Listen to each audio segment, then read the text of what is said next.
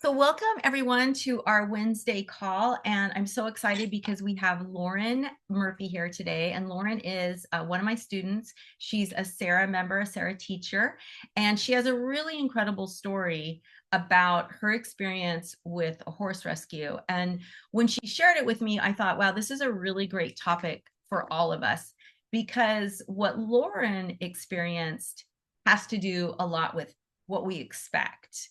Like when we go into a shelter, there's a part of us that expects them to be open to animal Reiki because we all know, for those of you who are practitioners, how amazing this modality is. And when shelters aren't like, oh, please do it, we get really disappointed. But there's an expectation that we bring in to the shelter that they should be open, that they need to be open to this great modality. It's better, it's best for their animals, all of these things. But what happens when we do that? What happens when we bring in our expectations is we prevent something better from coming through. So if you look at something that you want, like something that you want to hold into your hand, like, okay, like I want a dog to react a certain way. So it's like a thing, I'm gripping onto it, I'm holding onto it. Nothing else can come through. It's like I'm preventing anything else from coming through because I'm gripping to what I think should happen instead of being open to what would happen if I were, open to anything, right? So expect the unexpected, be open to whatever might come through that's really positive for you. So I wanted to, and I'm going to turn it over to Lauren quickly because we have a lot to share and I need to, I'm going to put my camera off for a minute because I need to find the photographs that she sent to me because I want to share them with all of you because they're really cool and they really highlight and demonstrate the power of what happened to Lauren when she went into a shelter, a rescue, a horse rescue, with completely openness, right? No expectation, just a willingness to be supportive of the horses, a willingness to be supportive of the people, and whatever happens, happens. But what happened was really cool. So, Lauren, welcome. So great to see you. Thank you. Thank you for having me. Yeah, absolutely. And I'm so excited because Lauren, as I said, she's a teacher, so she's gone through all three levels. And you haven't started officially teaching yet, right? I have not, but But now this you is have kind of, a place. yep. It's motivating me to get that up and going. So, Yeah. So I'm going to go off camera for just a second, but why don't you start by telling everyone, how you found this rescue and kind of the process that you went to get into the rescue. so just a little background with me. I have been around horses my entire life. I had them growing up. Haven't owned them in a while, but just been around them in my adult life, and really was wanting to find a place where I could potentially share this wonderful practice with horses and just be around them in their presence because they're just such amazing animals. And I was talking to a coworker, and she has no idea that I practice Reiki, but she had mentioned a girl that she knew that volunteers at a horse rescue not far from my house that has nothing but blind horses. And I'm like, how have I never heard about this place? Because it's 20 minutes from where I live. Um, and I know the horse community around here. So she told me the name of the rescue. I looked up their Facebook page, looking at all their posts and everything. And she's like, well, I can get in touch with her if you'd like me to and see if you could go out there. I'm like, well, yeah, that'd be great if you talk to her. So she sent her a message, and the girl told me to contact her and like the Facebook page. So I work in healthcare, so my schedule can be a little bit crazy. So it was about a month before I actually reached out to them, and they had made a post. Just like it's shedding season, we could use grooming help if anybody would like to come out to the sanctuary. So I was like, all right, this is it. I'm gonna reach out to them, see if they'd be open to having me come. But I was like, I'm not going to mention Reiki to them to start off. I'm going to go in. If that flows naturally when I get out there, that's great. And if not, that's okay too. Just, I want to be around horses, be in their presence. And So I reached out and I arranged to go out on a Friday. They feed all these horses at noon, and they said noon is a great time to come because everybody's up and meet everybody. And um, so I got out there at noon, and they were lining them up the way that, since they're all blind, to keep them from intermingling and eating everybody else's food and everything, they tie them each to a fence post and feed them that way. So I got there and I walk up, and the first thing one of the volunteers says after he greets me is, "Oh, you must be the Reiki lady." And I was like, I do practice Reiki. I said, but I haven't mentioned that to anyone. Maybe whoever I communicated with on the Facebook page, Messenger, saw on my Facebook page that I practice Reiki because I have it on there. And he said, Mike does Reiki too. I don't understand it, but he loves it. And I'm like, what's happening right now? This is just wild. I was like, I don't know who Mike is, but I guess I'll find out. So he's taken me through this line of horses. There's 13 of them. All but one and a donkey have they're either completely blind or have very limited vision. Various reasons, abuse, some of them disease that's just progressed over the years. Um, so anyway, we get everybody fed, and then out walks this other volunteer who is Mike, who I meet. And Mike is probably the most unlikely person I would have guessed to have practiced Reiki. He is a 76-year-old Army veteran, and he is a Reiki master. And I was just completely just blown away. I'm like, how have I ended up in this situation? Like, it's just one of those testaments to like how we're always guided to be to the right situation that suits us. So we talked a little bit I'm just going to interrupt um, just a second about Reiki. Uh-huh. and just say, I loved how you didn't go in with any expectation, right? Expect the unexpected. So you're talking Yes. about how you just kind of went in there with an open mind, open heart. You said, oh, they need volunteers. I'm going to go. And with no thought of, oh, I need to bring Reiki. These horses are blind. They really need Reiki. You were Right. just like, oh, an observer more than anything. And Mhm. hey, yeah, that sounds great. I'm going to go there. And I love how you met this veteran. Like you said, nobody's going to expect some poor veteran guy to be a Reiki master. So sorry, I just wanted to interject that because I think that really emphasizes the whole point of our talk today is how you went in without the expectation of, oh, I need to give Reiki to these horses, right? Right.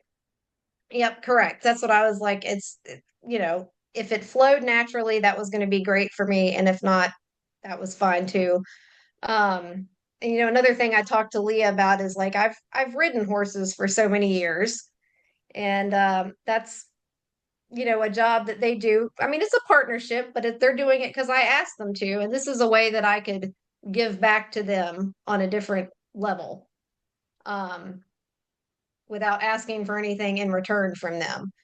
Um, so yeah, I got to meet all the horses, and I was like, I'm just gonna, whoever wants to come up to me, because they're all blind. They obviously use their other senses a lot, greatly to help them. And we know that they read energy very well because horses are very, very sensitive animals. So I can see them, and they're just they look like they are looking right at you, but they can't see you. They know you're there.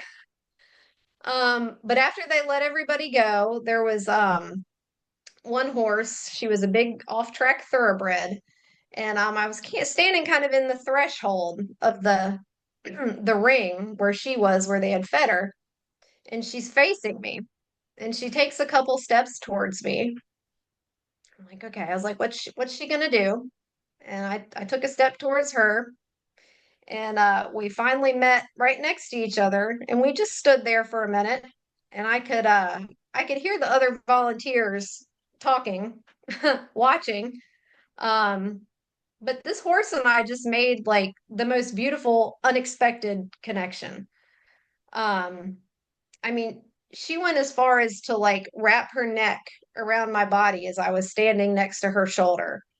And it was just so incredible. And I'm not like, it is a testament of how this practice is just so like you just embody it because this horse felt my calmness. I did, I made sure I did my grounding before I went out there.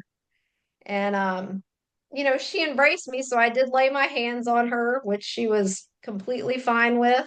And it was just it was just incredible. I can't it's hard to explain, and I was so excited about it. I had to call Leah immediately and tell her about it. Well, we But have. just to have fallen into a place that was so unexpected, with them being so open to this, which I had no idea they were going to be.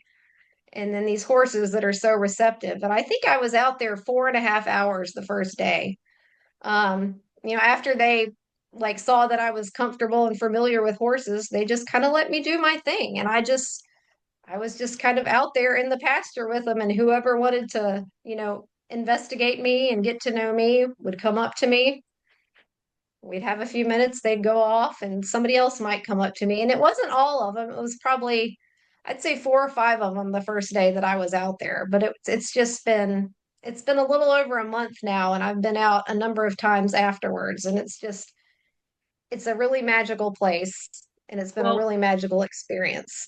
not to interrupt you, Lauren, but we do have photos and we have videos, and Mhm. I would love for you to kind of explain what's Okay. happening. I'm not sure if we can hear the audio. I don't think you're going to be able to, which is probably a good thing, and you can explain it. So let me share my screen, and then that way you all can see exactly what she's talking about here. So let's go here. We'll start with this one. And let me see if I can. Oh, I hate all the Zoom stuff. Just trying to make this as wide as possible. So can you guys see that? Is that good, Lauren? Yeah, I can see it. Okay, perfect. All right. So this is Promise. This is the off-track thoroughbred. And they said they said this horse doesn't stand still, period, much less with people. Um, so it was just to have this like instant connection with her was so incredible. And I'm watching the video now, like I guess I wasn't recognizing like that she was doing all that licking and chewing. Obviously I knew she was relaxed, but her ears, I mean, she has such happy ears. She's so comfortable, and the licking and chewing and Yeah, I'm going to play that one more time just so people can really see how relaxed she is, because these ears, you're right, they're happy ears, right? They're to the side, kind of, Mhm. the tongue's coming out. It's really happy horse. Mhm. And I love this other horse over here is interested too. Yep. Yep, she was one of the ones that came up to me a little bit later. Oh my gosh, that's so cute. But yeah, lots of signs of relaxation. And again, and you didn't see it not because you expected a different reaction, but Mhm. you were just so in the moment. But sometimes if we expect an animal to react a certain way, like we expect the horse to do something different, maybe licking isn't something we're familiar with, we miss Right. these signs. So being open to whatever is possible. So let me see if I can just go over to the next. I think the next one is just a still frame photo. Yeah, this is Poppy. Oh no, this is a video. Let's see here. You're just a majestic boy. Just talking to him.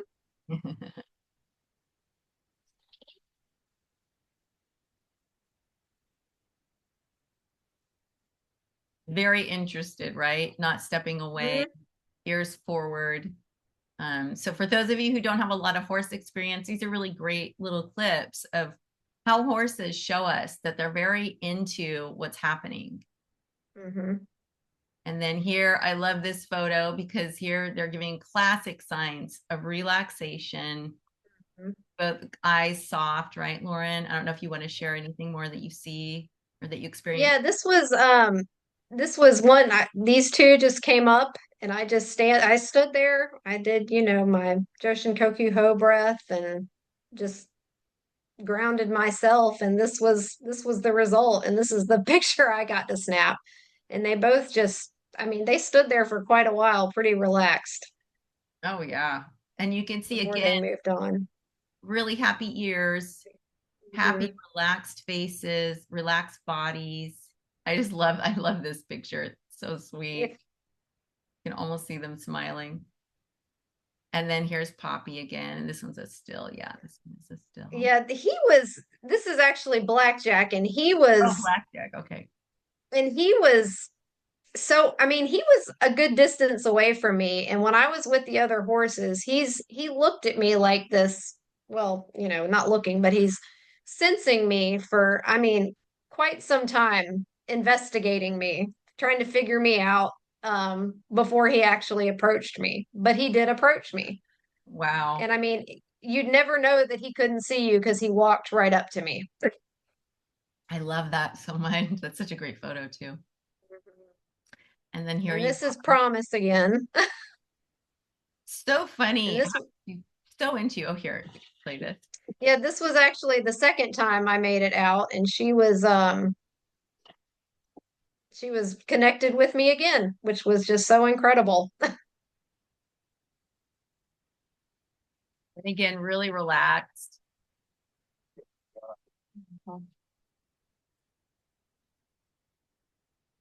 And for blind horses, they're not as open and friendly, especially with strangers because they're wary, they're going Mm-hmm. on energy. Nothing, they can't see you. They don't know what you're doing. They have to Yep. feel your energy. And so that's what I really love most about this. And then this is just a still of that. And I think that's the end there. So I'll stop sharing. But I wanted to And share that with all of you because you can really start to understand the power of our presence and the power of just being, right, Lauren? definitely. And it's like I was talking to the man, the volunteer out there that's the Reiki master, and he's like, once you have that connection with these horses and they know you and they know, you're safe and you're there for them, he's like, you just walk through this herd. And he's like, it's an incredible experience. And another little tidbit, which is really, really neat, the woman, the volunteer that's running their Facebook page, she is more or less almost doing animal Reiki and not even knowing she's doing it. I mean, like she's connecting to her breath, the energy she shares with these horses. So it's just, I just feel so fortunate to have fallen into this place. Oh my gosh, yes. And it's so great. And I love how you say, this happens all the time. When you get people who deeply care about the animals, and especially horse people that really deeply care about their horses, they understand intuitively they have to ground themselves. They have to use Mhm. their breath. And, a couple weeks ago, we talked about using the breath. It's so important and it's so easy. And there's Lauren's kitty. It's so easy to do and it's so effective. It is so powerful to ground yourself with your breath, which is why I shared so many different grounding, breathing exercises with you because you got to find what's going to work for you. And for us, like what Lauren was saying, we use the Joshin Kokyoho, which is the breath of light, which is the one we practice all the time here. We're breathing light into our belly and then sharing that light, right? We become the sun with our light and we're just shining everywhere and our energy shining everywhere. But our energy is calm and peaceful and loving, like what Lauren was sharing, but also like what the woman who doesn't even know animal Reiki is sharing. She loves these horses deeply and she knows she has to be calm because they're blind horses. Blind horses sometimes can be really skittish can be you have to be really careful too because if they get skittish and they get scared they can run and hit a fence and hurt themselves. So there's a lot of things to take into consideration when you're around disabled animals, but this practice, that's why it's so powerful because it's so incredibly passive.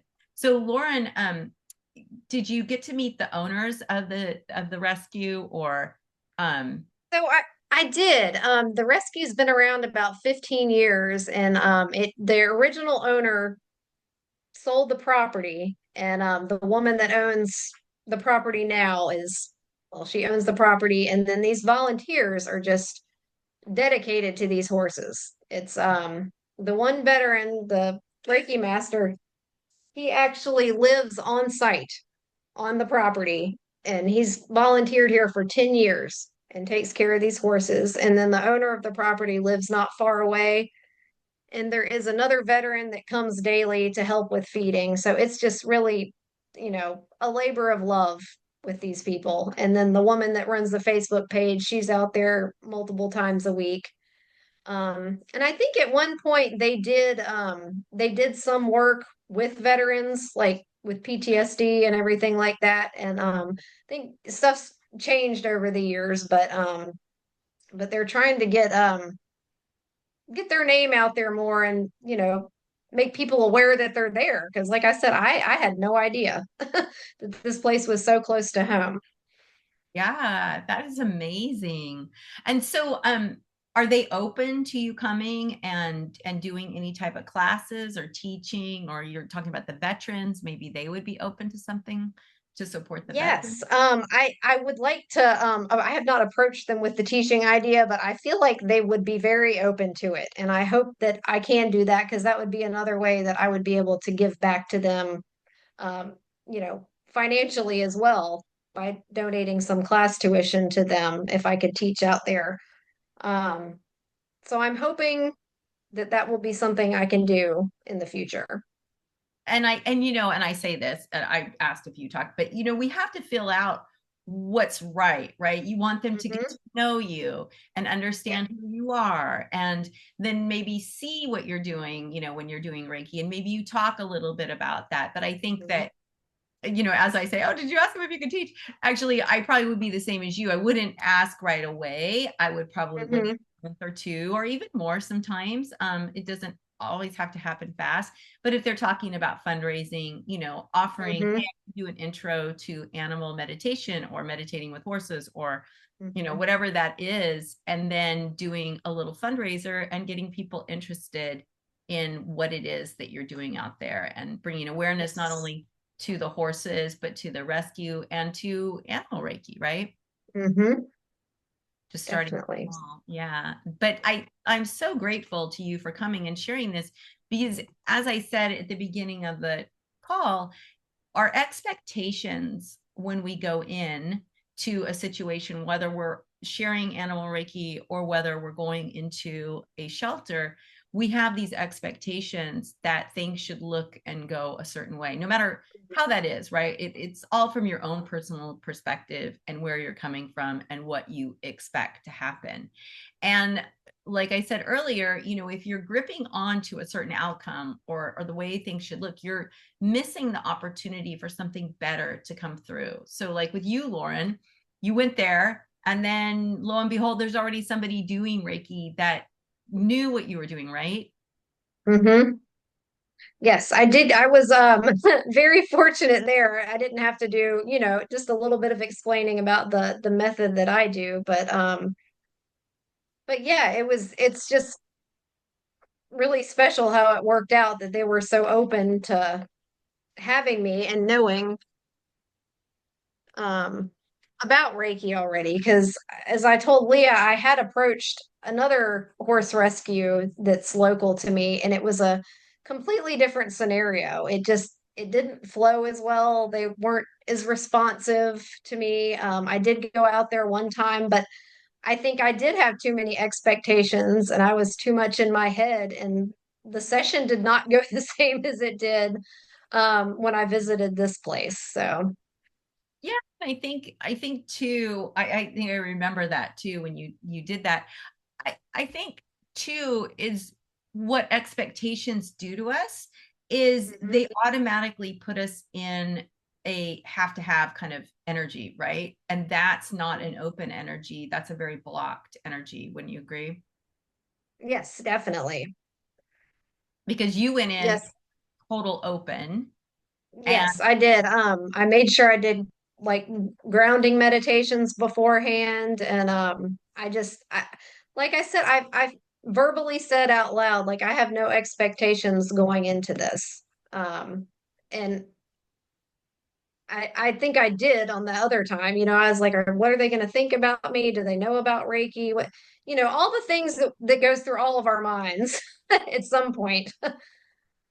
Yeah, and you know what? That's a really good point too. It's like expectations could also be what we expect to happen when we say, "Oh, I do animal Reiki," right? The Mhm. expectation that maybe they won't be open to it. So then we are already thinking, "Oh, they're not even going to like this. I'm going to have to convince them." And then, right, Mhm. you start to feel that energy, that blockage of free flowing energy, and you start feeling more confined. At least for me, that's Definitely. what happened. Yeah, and then, the horses can definitely pick up on that when you're got that own energy going on. Yeah, yeah. And I mean, and the horses are sensitive anyway, but blind Mhm. horses, again, they're not looking at our bodies, they can't see us. Everything is based on the energy that we're putting out. That is what they're Mhm. attracted to or not attracted to. They're attracted to Right. us being calm, being grounded, feeling safe. And I Mhm. just want to say really fast, because speaking of that, so and I'm going to need my glasses to read this, I think. um so Diane wrote here, speaking of breath and breathing, and I love that session, Leah. Thank you again. You're welcome. Thank you so much for that support. I read something the other day about breathing that I want to share with all of you. This resonated with me. When we breathe slowly and deeply, we send a signal to the brain that we are safe. This takes the body out of survival mode, where the mind can only repeat automatic patterns, and it puts it into a more receptive, creative, and regenerative state. Yeah, and thank you for today, Lauren, she said. So yes, that is so true. And that's, stimulating your parasympathetic nervous system. Getting out of the fight, flight, or freeze pattern with your breath is so easy to do. And with horses, they're prey animals, right? So they're on alert for predators. If we come in with our energy feeling blocked, or feeling anxious, or we're worried, or we're fearful, whatever that is, our energy shows that. And then they're going to be like, no, no, back off, right? But when we come in that beautiful energy of love and light, right? So Lauren was saying she was doing the Joshin Kokyo breathing. So again, breathing into our belly, expand your belly. That expansion of your belly grounds you. Breathing in deeply, connecting to your belly, that grounds you, right? Your belly is connected to the earth. It's Mhm. like a line going straight down, connected to your legs. Everything down is going down, right? We're pulling our breath down. And then when we expand out, we're expanding our love and our light outwards. So there's nothing negative about that at all. And now you're grounded, you feel lighter, you're full of light and love, right? And Mhm. Lauren, please, say more about that, on like how you were feeling in your body as you're with those horses. Just, so comfortable and open. And I think also, I know when I did my teacher training, I touched my in teaching was on the precepts, but those have been just so instrumental, I think, in my practice, because I think when you can live those daily, it really just cultivates that grounding energy that you need to connect with an animal, Yeah, and because they're not. also, oh, go Mhm. ahead. Go ahead. Oh, I said, they're completely present in the moment, and that's where we need to be with them. And I love that you said that, because for me, the same as you, the precepts were always my go-to, and I've told you many different reasons why that. But not only does it help us with the animals, because like you said, it creates that natural grounded energy, but it's also helpful with the people, because when we let go of anger, like, oh, what if they don't, if we get really attached and we get mad about it, we let go of worry, and now we can get down to our true compassionate, humble, honest self. That's more powerful than when we just kind of go in without grounding ourselves, without doing the precepts, Mhm. whatever it is that works for you, or saying all is well. That's another really powerful mantra you can say to yourself before you go into any situation like this. But when I was talking to Lauren, I was sharing with her another experience one of my students had about expectations. She really wanted to go to this shelter that was an hour from her house, so it wasn't convenient. And she had written to them a couple times. And for whatever reason in her head, she really wanted to go to this place. And then they finally responded to her, and they didn't respond in what she felt was a nice way. She felt it was very abrupt and kind of rude, and said, no, we're not interested, basically, because she talked about how she wanted to come out, volunteer, she wanted to share animal Reiki. And she was really upset. She was crying about it. She was very upset. She wanted to know, why did they do this? And so what I shared with her is, there is something better for you out there. That sometimes the universe will step in and be like, no, you need to go a different path. And when the universe steps in, sometimes it's not a polite ending, right? It's not a polite roadblock. It's a very boom, you can't go any further. You're out, right? Sometimes it's not. Sometimes the universe goes, okay, fine, you really want this, and then you go and you try to make it work. And I know, Lauren, you had that experience, right? You I know, did, yes. you try to make something work, like you were sharing, right? Yeah. Yep, that was the one that I went out and yeah, I was just too much in my head, and it was a lot of there was a lot of like time between when I got responses from that rescue, and it was not the same feel and flow at all on any level. So, And and we it have was to do that. and they did not reach back out to me, and I did not reach back out to them. So it's And just one of those things. I ended up where I was supposed to be. exactly, because and I think too, you could have got really attached to that, and then Hmm. kind of waste the energy of trying to chase something that's not right for you. So for my student, when she got all upset and I told her, there's something better for you out there, we have to let go of the expectation. And again, everything always works out for us if we're open to Hmm. that. And then I think it was just a couple weeks later, she found the perfect shelter only 15 minutes away, completely open to animal Reiki, and kind of like what you experienced, where something better will open up. So if you're struggling and having a hard time finding a place to fit in, don't give up. Just try other places. Like Kathleen always says, there's no shortage of suffering animals. There is literally no shortage. So you can find animals somewhere near you. There's, the Humane Society. There is the what is the county shelters.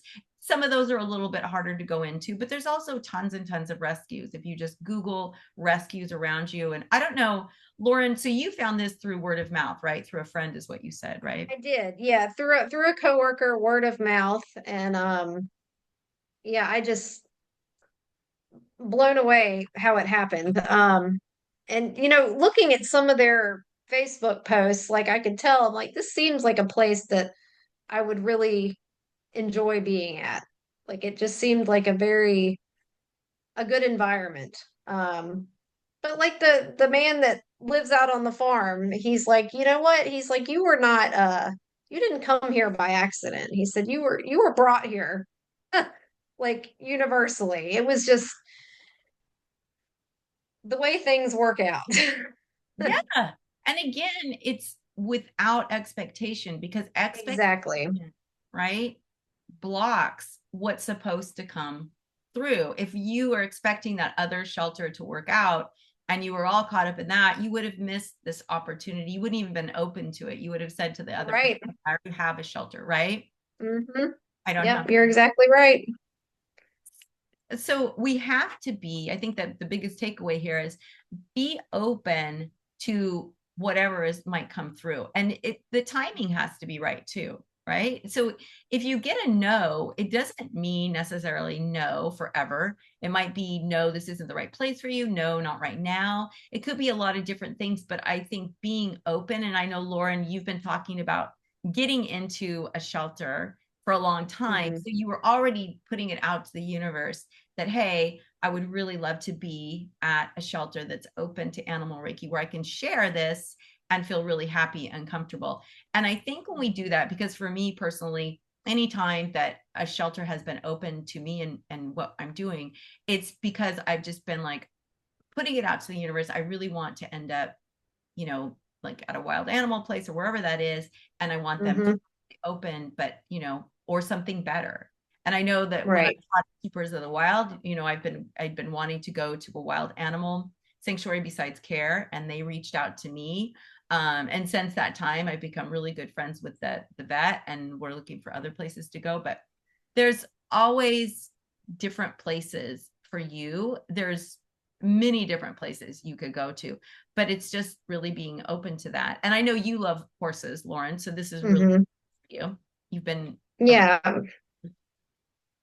Yeah. Yeah, I really wanted a place that resonated for myself and for them.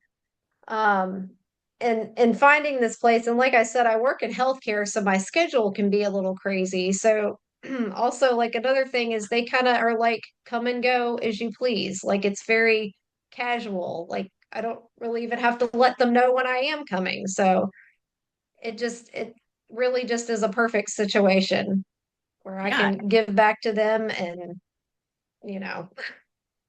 I love that so much for you. And I want to open it up to all of you.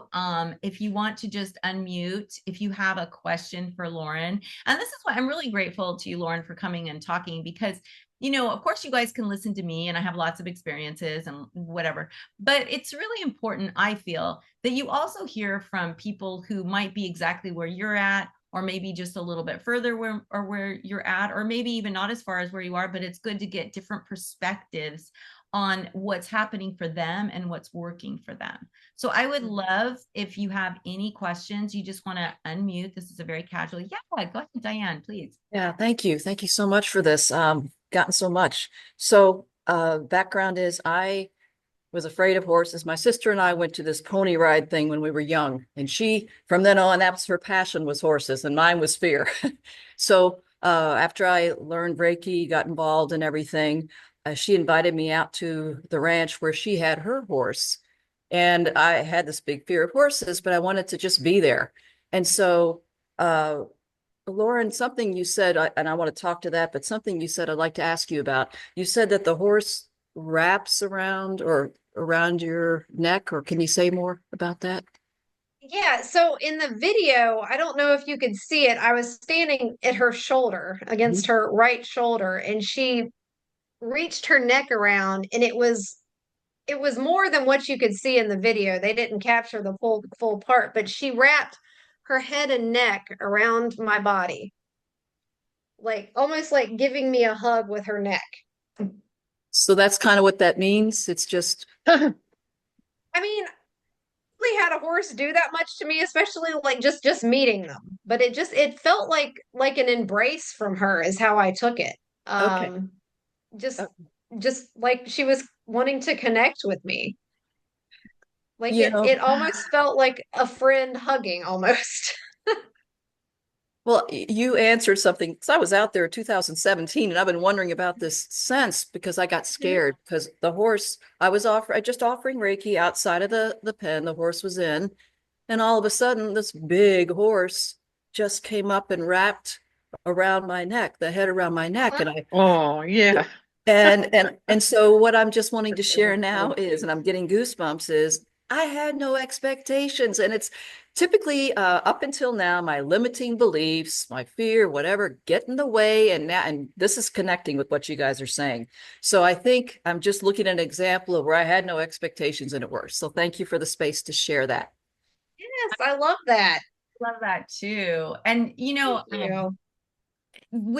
I've had that happen to me, and I know that one time when we were at Remus, and you may have seen this on our SARA site, I think it's on there. Sylvia was one of the ladies, and she was standing to the side of the horse. So Apollo was standing, this way, head here, butt here, and Sylvia was in the middle, and she was just standing. And then Apollo did exactly what you were talking about, Lauren, reached her head all the way around to her back Mhm. and was like hugging her. And Apollo did that to me too. I was standing, we were in a group, and she came over and she put her head over me, and the way she did that hug, it wasn't wrapping, it was just like on me and pressing on me and kind of pushing me back.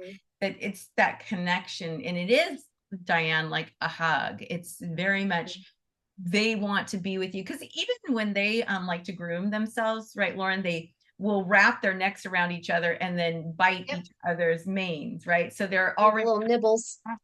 right, and that's Mhm. a loving thing. So with us humans, when they do that, it's a very deeply connected way of just saying, I love you, and hugging in that way.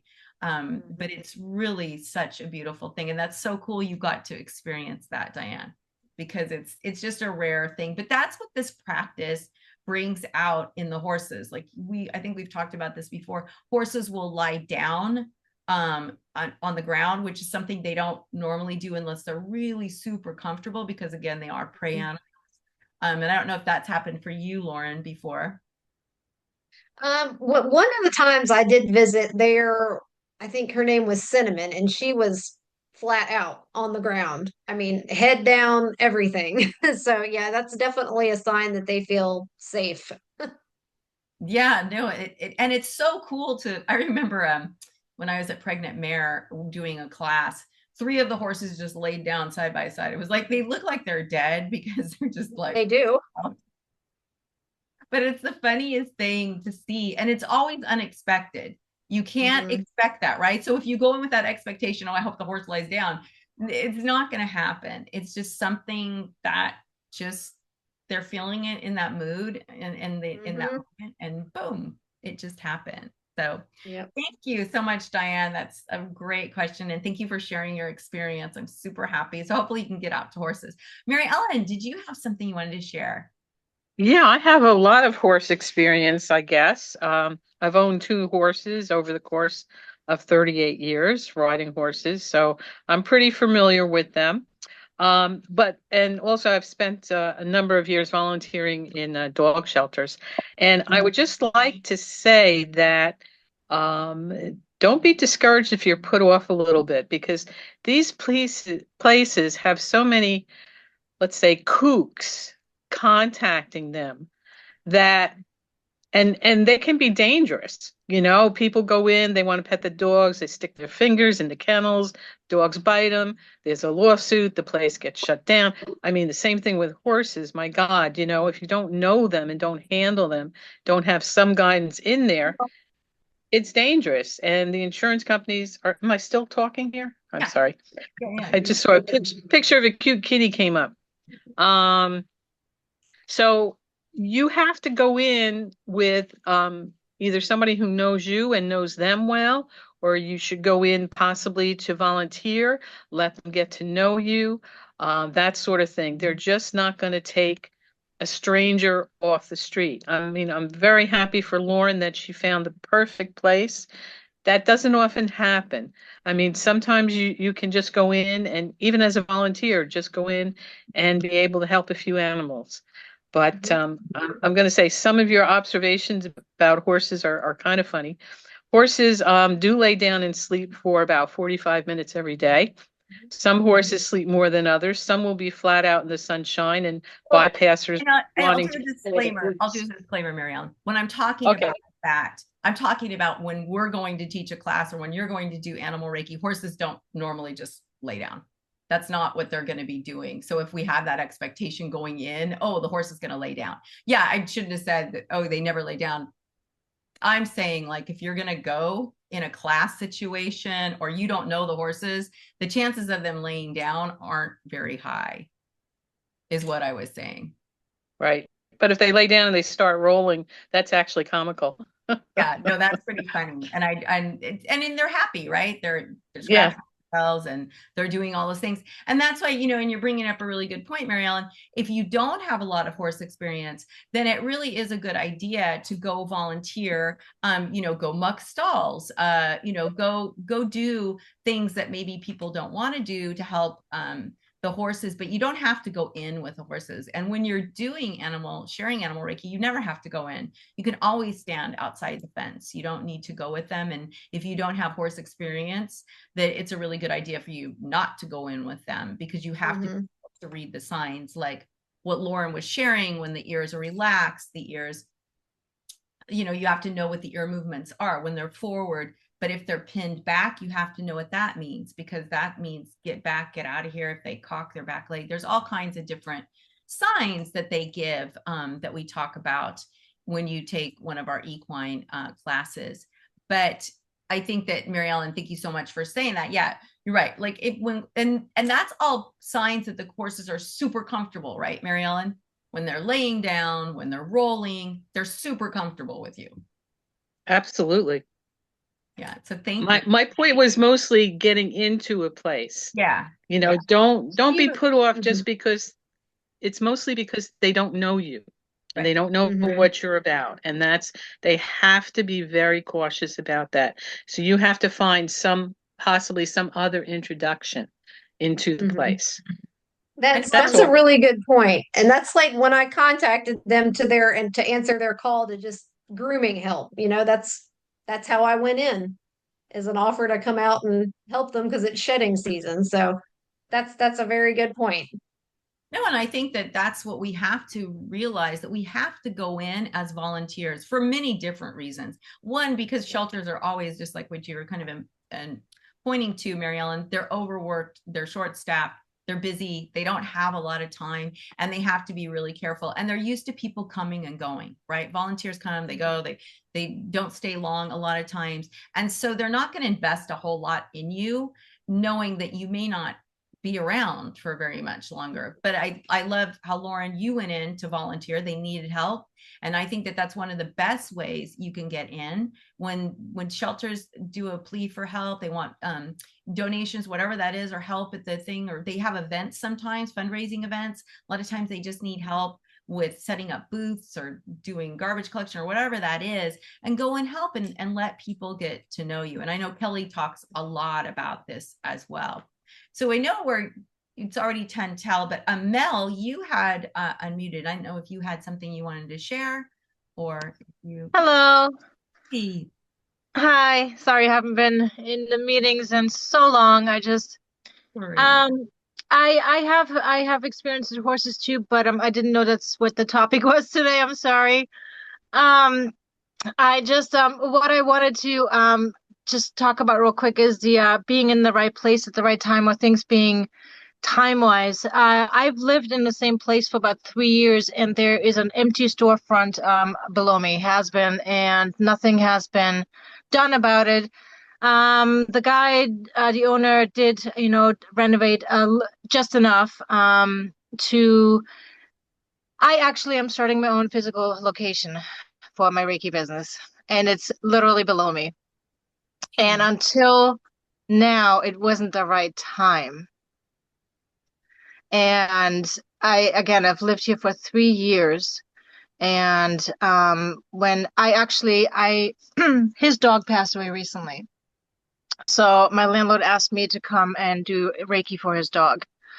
So I did a few sessions, and after he saw the difference that it made for his 14-year-old lab, who ended up, he did have to put her to sleep.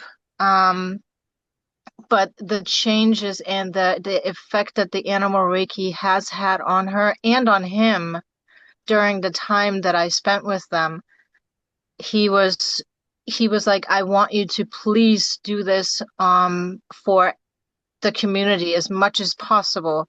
So it is not, unfortunately, like my job limits me from doing volunteer work so much, and it's not great. So I'm like, I have to do this. This is my job. And so I asked him, he said absolutely. So now I've been, prepping, buying furniture, buying everything, signs, logos, cards, everything to have this business up and running within the next few weeks. And it's been amazing. I have so much support from the community. And this way I can teach classes in the same spot as well. And I don't have to worry about where am I going to hold classes, or, and people have a place to go to contact me and just be like, hey, and I can go to them just like I've done before. I've been to a horse ranch farm not too far from here. It was an amazing experience because it was a completely different experience from dogs, cats, and wildlife. Because my favorite thing is, raccoons and the whole wildlife thing. But it was great. There was about 8 horses there, and I did distant Reiki on them as well. And Bentley was the one that always came through. He was a new horse there. It was a great experience that I had. But now I'm like, I'm so grateful that the timing is just perfect for me to be able to do this physical location, um, so that I can reach more. Absolutely. And what I really love about this, Mel, is because I've known you for a long time, and I think you took your teacher training about 3 years ago. Mhm. And throughout this whole time, you know, you've had that desire that you wanted to have your own place, and you kept putting it out there and putting it out there. And now it's become a reality. You know, sometimes it doesn't happen overnight or within a week or within a month. Sometimes we have to be patient, and then the right opportunity comes to us, and it's worth the wait, right? It's absolutely is. I'm every time I talk about it, I'm just like everyone who sees me, they're just like, this is what you're supposed to do. You can see it on your face, your energy and everything. And I'm like, I'm not meant to sit in front. I'm not meant to sit in an office 40 hours a week looking at a computer screen and getting miserable because I'm in my head all day long. Right.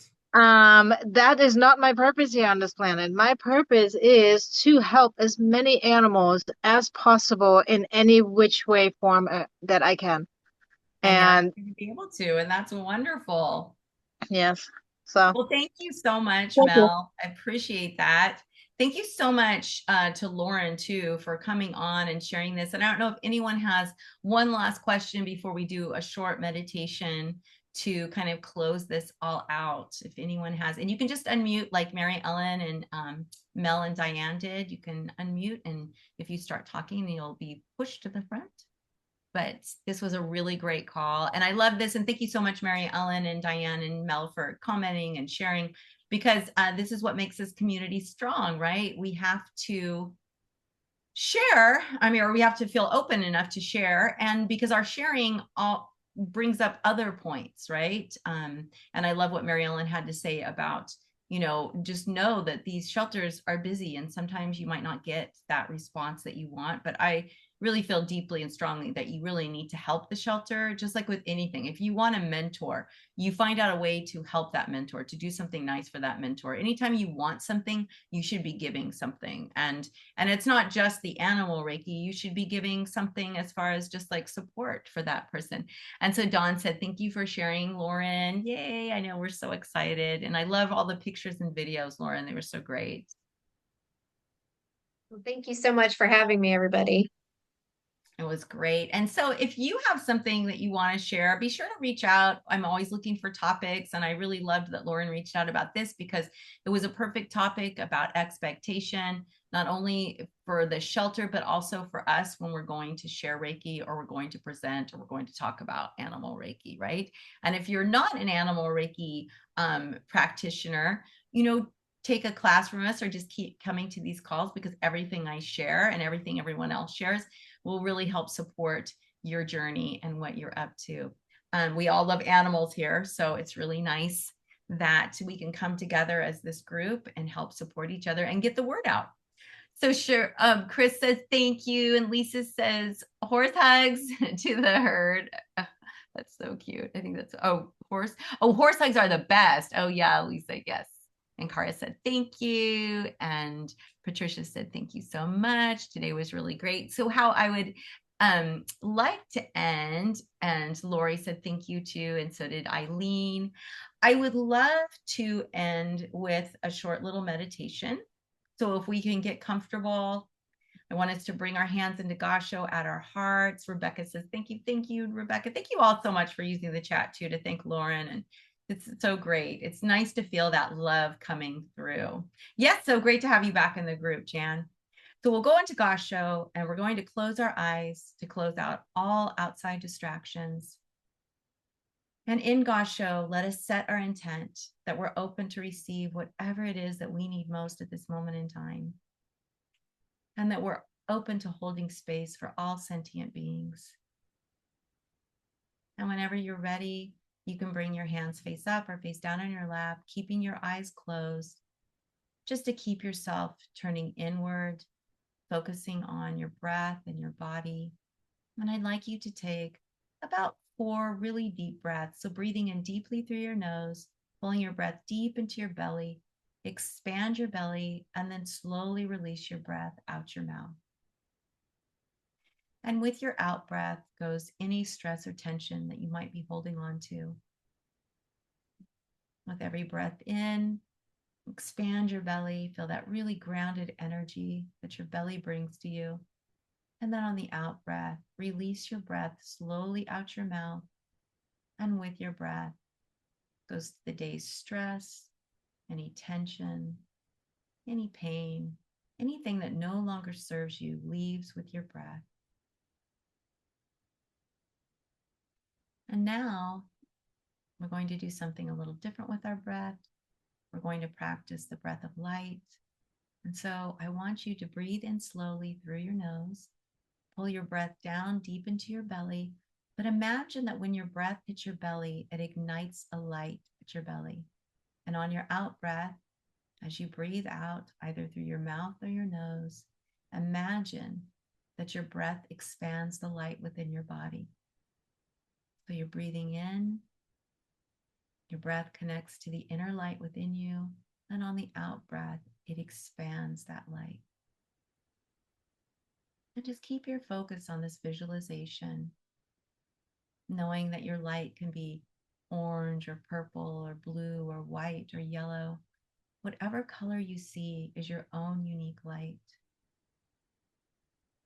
And this light within you is the light of your own inner peace, inner joy, inner love. This light is everything that is good and loving about you. And as it expands through your body, feel yourself feeling lighter, happier, more joyful, knowing that this light within you is the light that helps you to connect with animals. Just like the blind horses connected to Lauren's inner light. That is what all of the animals do when they feel our beautiful light of love and compassion. They instantly want to connect because it's calming, it's soothing, it's comforting.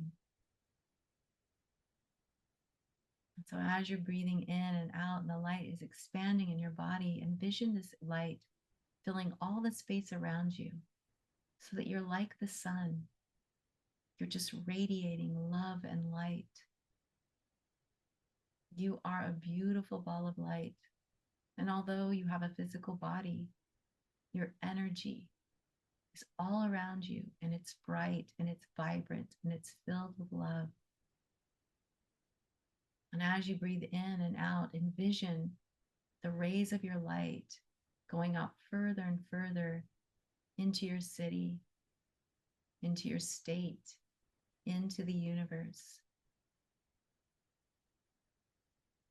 Know that your light has the power to bring comfort. Your light has the power to bring joy. Your light has the power to bring love. And just allow yourself to feel this beautiful energy of love.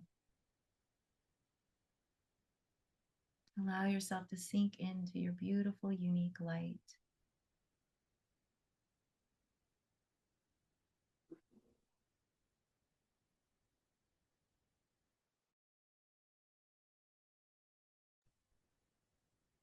And I'd like you to bring your hands together in Gasho at your heart. And although we are bringing ourselves out of the meditation, I want you to keep this beautiful, loving energy shining out today to everyone you meet, everyone you see, to nature, to all animals. Just shine your light and shine your love. And I want to thank you all for being here. Thank you so much to Lauren. So appreciate you, Lauren. And I really appreciate what you're bringing to the horses. And I can't wait for more updates. And Mel, congratulations. So excited for you to start your business. And to all of you, thank you so much for being here. Thank you so much for sharing your energy. I am so grateful to each and every one of you. And next week we are closed because it's Easter week. Oh, Sharif, you are so welcome. And she says, thank you to you, Lauren. Next week, we are going to take a break, so we won't have a call next week. But then on the 23rd, we're coming back with Nicholas Pearson. And I am so excited because Nicholas is going to be talking about his upcoming fundraiser for SARA, which is on the history of the symbols. And what I'm really excited about for him to share for free with all of you are just some of the highlights about the symbols. He's going to be digging a lot deeper into it over the course of the seminar that he's doing. And I think it's a 4-hour seminar broken up over 2 Sundays. I took this course with him a couple months ago, and I absolutely loved it. There's so much about the symbols that you don't know or you don't learn in a regular Reiki class, and things that I haven't learned and that Kathleen hasn't learned. So we're all really super excited to share this with all of you. So Nicholas will be here to answer questions. I love Nicholas so much. He's so incredible, and he knows so much about the history of Reiki. So I hope you all can make that meeting or that next Wednesday call. But for next week, for those of you who celebrate Passover and Easter, have a happy holiday, and I will see you on the 23rd. And Lauren says, I appreciate all of you welcoming me today. Yes, thank you, Lauren. And it's what I love about our community. Our community is so powerful, you guys. So again, too, if you have a topic or you want to talk about something, please contact me. Let me know. We're always welcome to share and support each other. And thank you so much, Mel. All right, everyone. Have a beautiful week. Bye. Bye.